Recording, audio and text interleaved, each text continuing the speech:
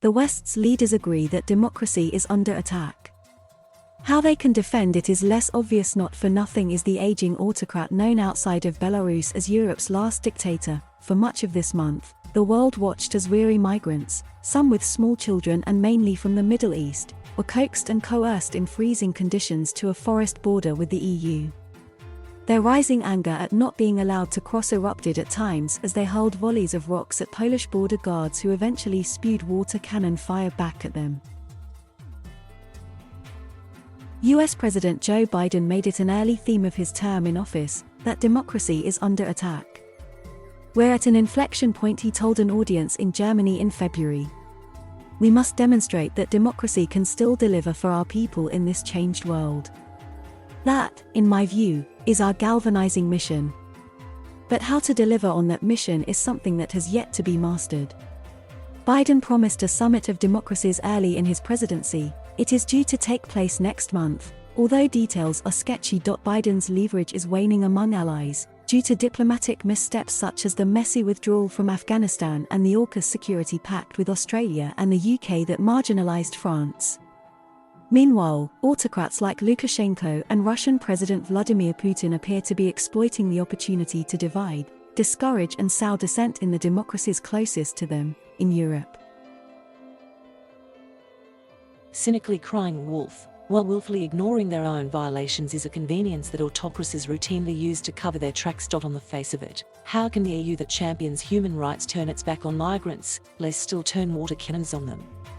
Human rights groups have criticized Poland for preventing journalists from having access to the border region, and for allegedly pushing migrants who had successfully made it across the razor-wire fence back into Belarus.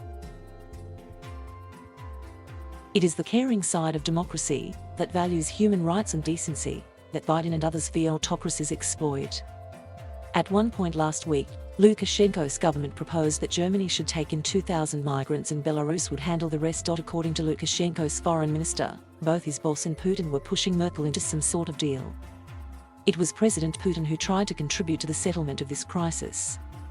He had conversations with Chancellor Merkel, he had conversations with President Lukashenko, and as a result of these conversations, the phone calls between Merkel and Lukashenko were organized. Whatever the detail of those conversations, Merkel and her EU partners saw through the ruse and refused to play ball. Germany's Interior Minister Horst Seehofer later said firmly, "We will not take in refugees.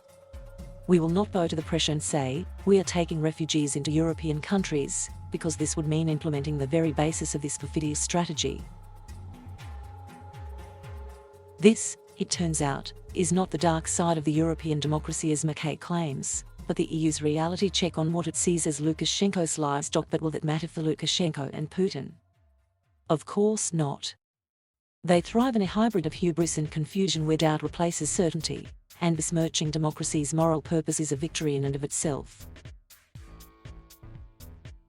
Exploiting democracy for their home audiences, the whipped-up confection of half-truths about alleged mistreatment by border guards and their water cannons is enough to mislead some people into believing that the other side is no better than them. But the real pernicious injury of Lukashenko's ruses is inflicted on the heart of democracy itself. To fight off his assault on democracy, the EU is forced into taking a firm stand and rejecting the 2,000 migrants. It is logical, but only borderline moral. It stoops toward Lukashenko's level and treats those desperate people as pawns. It is this often complicated issue that Biden wants us to explore by illuminating what democracy has at stake in the fight ahead. At his inaugural address, Biden used the word democracy 5 times in his introduction, and 11 times during his whole speech. It was at the forefront of his mind as he spoke at the spot where, just 2 weeks earlier, the United States' first attempted coup had unfolded. Looking out on Washington's flag-strewn mall, his words broadcast into millions of living rooms and autocrats' offices around the world, Biden warned, "We have learned again that democracy is precious. Democracy is fragile." It has become even clearer since then that democracy's trials are far from over, both in the United States and around the world. Now, leaders must convert their well-meaning words into actions. Thank you for watching. Please subscribe.